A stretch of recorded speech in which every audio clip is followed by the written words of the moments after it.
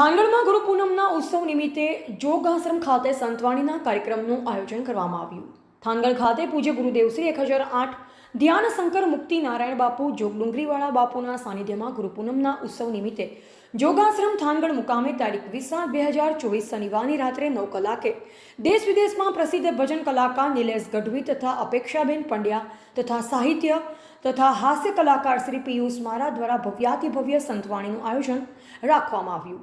તેમજ મોરબી વિસ્તારમાં પૂજ્ય ગુરુદેવની પ્રેરણાથી શ્રી નકળંગ ગૌ સેવા સંપુટ મંડળ બગથડા દ્વારા રામચરિતમાનસ ચોપાઈ પારાયણ ગાન કરવામાં આવ્યું।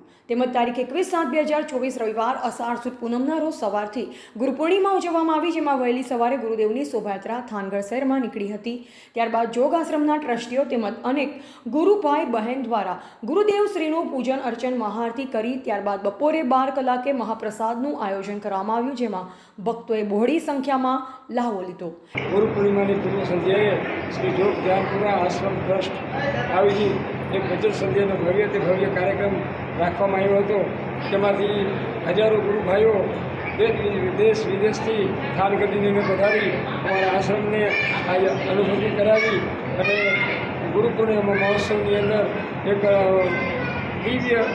દિવ્યતા અને ભવ્યતાના નવ્ય દર્શન કરાવ્યા હતા।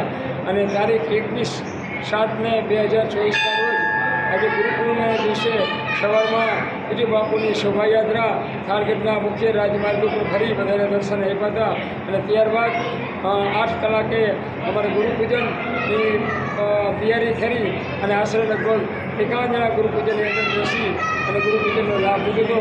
10:15 વાગે ધજાજી ચીરાતા અને બપોરે 10 વાગે બાપુને થાળ ધરાવી અને મહાપ્રસાદની હરિહરની આકલ કરાવી गुरु खड़ा किसको लागू पाए बलिहारी गुरु गोविंद की जिसने बताया गोविंद एवी रीते गुरुना माध्यमथी ज આપણે ભગવાન તરફ વળી છીએ એની અનુભૂતિ આજે થાનગઢની અંદર જોગાશ્રમની અંદર થઈ।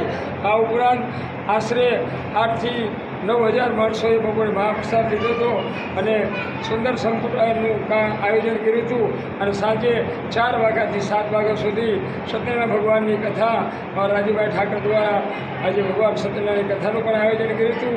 આવા દિવ્ય અને ભવ્ય કાર્યક્રમ આજે હજારો લાખો માણસોને નિહાળી અને અમારા નવનિર્મિત મંદિર પૂજ્ય બાપુનું પ્રથમ ગુરુ પૂર્ણિમા હોવાથી એક માનવ મેરામણ એટલો બધો ઉછળ્યો હતો કે ખંભો મિલાવી જય ગુરુદેવના નાદ સાથે આજે બધાએ એક હૃદયની અનુભૂતિ પ્રગટ કરી રહ્યા હતા। અહેવાલ અફઝલ મુલ્તાની, સંબંધ ભારત ન્યૂઝ, ચોટીલા, સુરેન્દ્રનગર।